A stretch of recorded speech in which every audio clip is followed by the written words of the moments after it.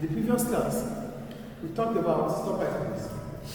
In the previous class, we talked about how a monopolist will bring about, how the operation of a monopolist will bring about a deadweight loss.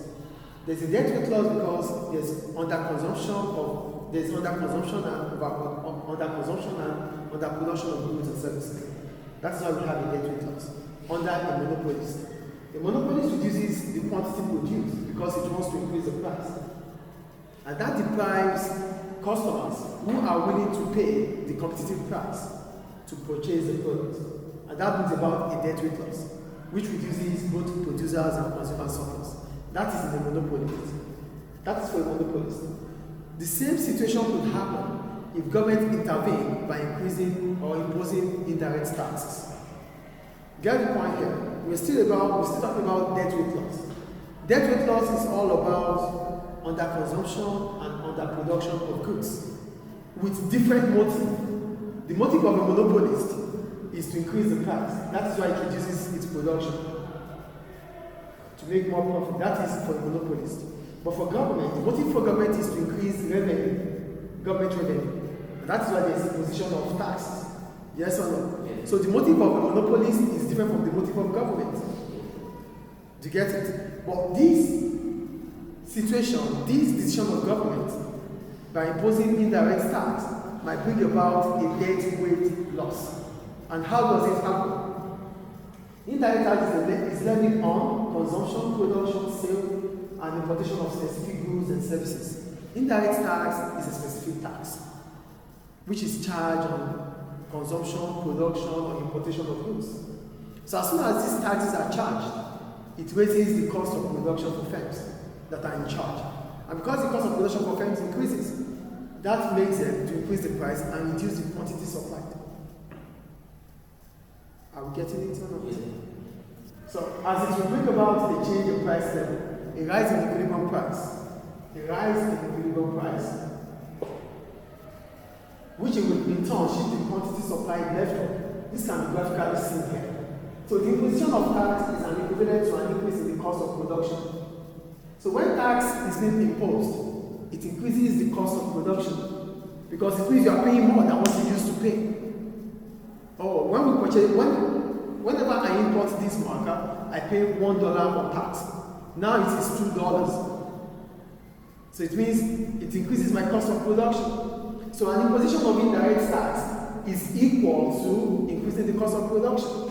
So as soon as the cost of production increases, the supply curve will shift left from S to S1. From S to S1. Why? Because the cost of production has increased. And increase in the cost of production discourages production. If the cost of production increases, it discourages producers to produce more. So because it discourages them from producing, it will shift the supply curve left from S to S1. Bringing about what?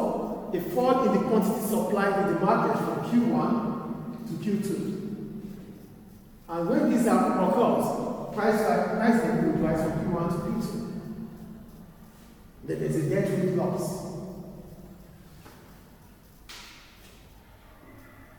Do we get it or not? Yeah.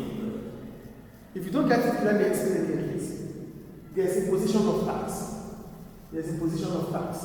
And imposition of tax is equivalent to an increase in the cost of production. Stop writing this. It directly links to increase in cost of production. And as soon as the cost of production increases, the supply curve will shift leftward because it's a disincentive for production. And as soon as the supply curve shifts leftward from S to S1, the quantity supplied in the market will reduce from Q1 to Q2, raising the price from Q1 to Q2. Here, both consumer surplus and producer surplus reduces. So the imposition of tax makes the price of goods and services to increase. So what happens? Where is the deadweight loss? There's a deadweight loss here because consumption and production reduces from the desired level based on the fact that the price has increased. As soon as the price increases, the producers will not produce as they used to produce. Consumers will not be able to get the quantities they used to get. So both consumption and production is under-consumed and under-produced. We won't get how much we used to get because of imposition of tax. So we stop production, we stop consumption because of government intervention through what? Imposition of tax. Do we understand the debt rate? Yes, you have a question. Aside from the incentives, sometimes firms have the willingness to increase production despite cost increases, but don't have the ability to keep increasing the production. The point is, if firms have the incentive to increase price, most of the time, the only time firms would be able to increase their price, or increase their quantity, despite the fact that price is increasing, is if the demand for the product is inelastic. Yes, below the one. So it's not going to be, but here, when you look at it deeply, the market is a competitive market. Imposition of tax have to reduce consumption and production because you can't always continue to increase price. Consumers will find alternatives. So for a profit maximizing firm, you can't always increase price because if you do, in the short run you can, but in the long run, consumers will find choices and alternatives. Do we get it? So the imposition of tax here bring about a deadweight loss. This is a deadweight loss.